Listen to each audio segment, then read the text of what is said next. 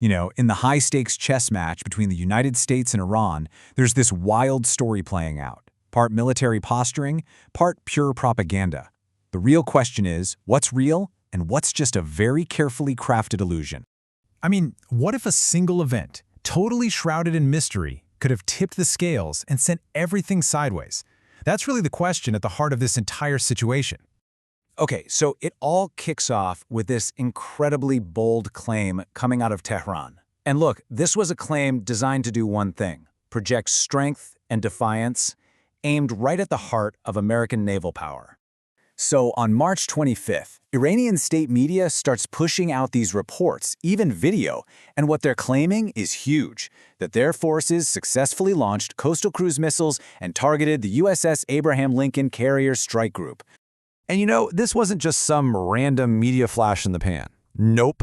Iran's own Navy commander, Rear Admiral Shahram Irani, he laid it out crystal clear.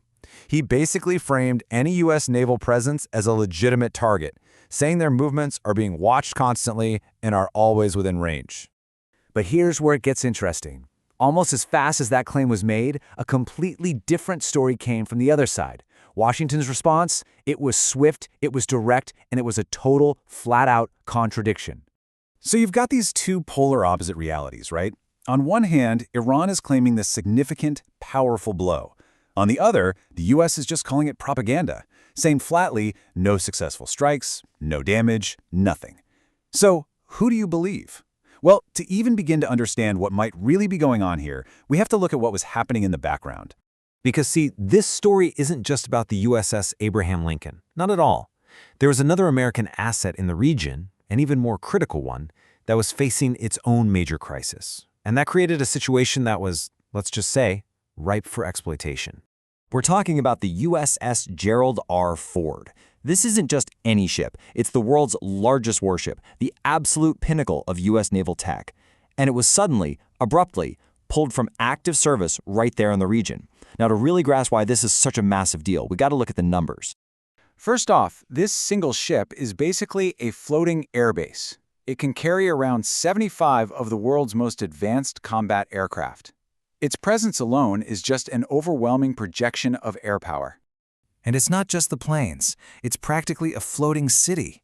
We're talking about a crew of 5,000 people during wartime operations. The strategic and just sheer human scale of this asset it's just immense.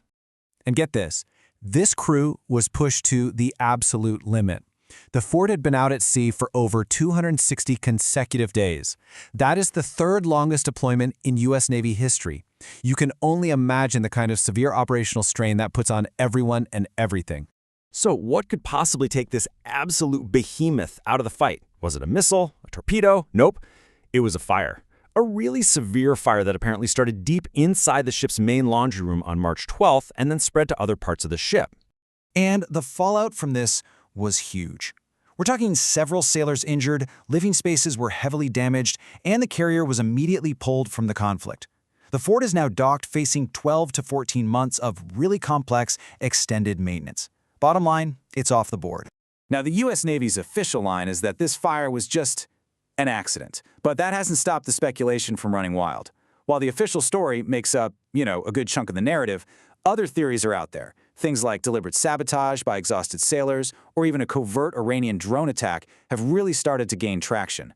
Now, to be clear, U.S. officials firmly deny any hostile action, but the questions, they definitely remain. And this is where it all brings us to the bigger picture, right?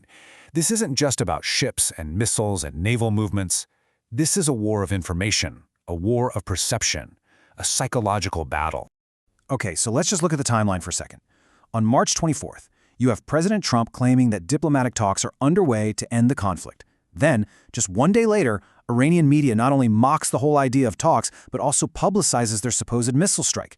And at the same time, their officials are warning about the security of all that regional oil infrastructure. The timing is interesting. I mean, this quote from Iranian media really says it all. It's a complete, total rejection of diplomacy. They're calling it a failure and basically declaring their worldviews are just fundamentally incompatible. It's a message of pure strength and absolutely zero compromise. So, okay, Let's try and connect these dots. We've got a supposed missile strike on one hand, a hard U.S. denial on the other, a disabled supercarrier, and this raging war of words. What is actually going on here? Well, here's the crucial point. This is a battle being fought on multiple fronts. It's absolutely about control over those vital energy routes. It's about perception, Iran trying to project strength while maybe the U.S. is distracted by this internal crisis. It's about winning the narrative, and then using all these events, whether they're real or totally fabricated, as leverage for the future. And that's exactly why the timing is so critical here. The sudden, completely unexpected withdrawal of America's most powerful warship from the region created a vacuum. Or, at the very least, it created the perception of a vacuum.